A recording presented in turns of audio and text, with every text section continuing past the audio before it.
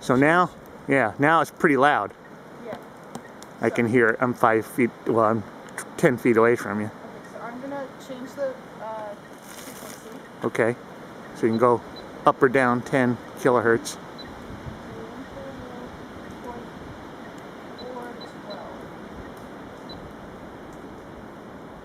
You hear anything on 412? No. Turn the gain up a little bit.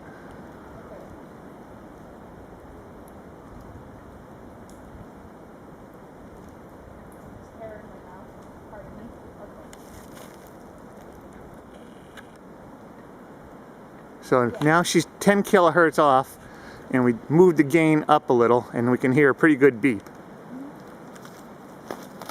I'm going to move with you.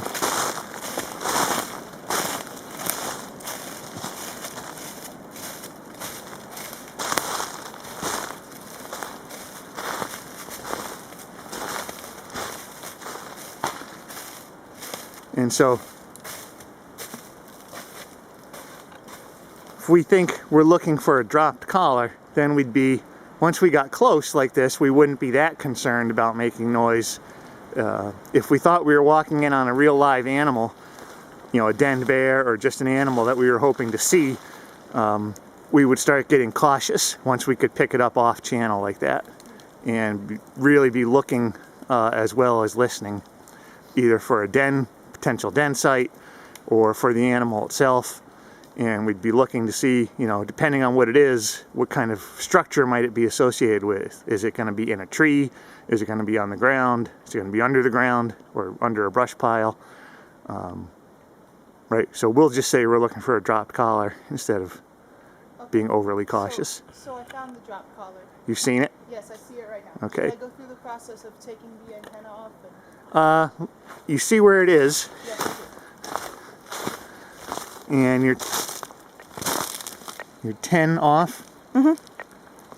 And how far away are you from the collar? 20 to 30 feet.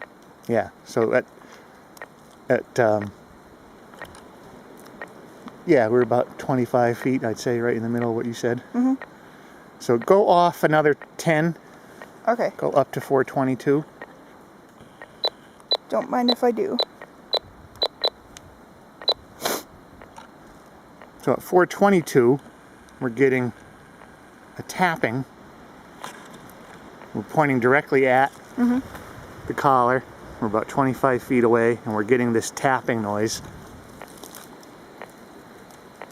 Go to 432.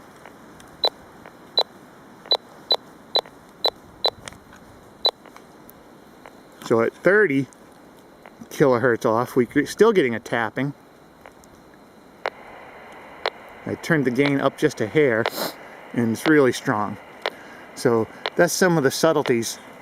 As you think you're getting close, and as you begin to be able to hear it off channel, you can play a little. You can adjust the gain a little bit to get a clear signal, and then turn it back down again.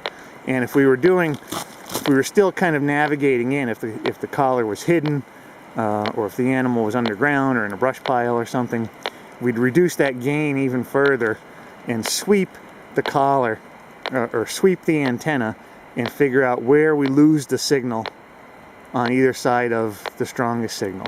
So I'm going to turn the gain down a little. You can still hear it when you're pointing right at it.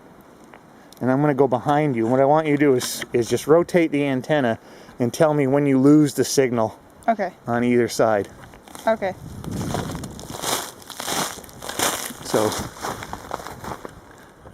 you can kind of see the collars hanging on a tree right in front of us. All right, there's no signal right here.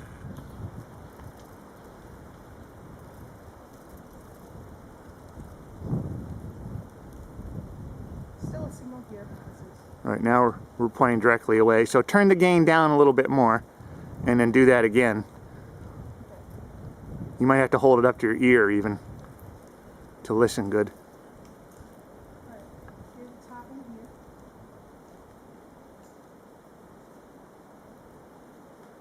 No signal here.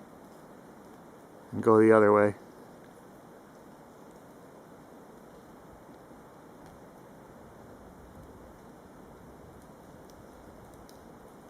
no signal here. All right, so it's still a pretty wide arc, but at least you do lose it.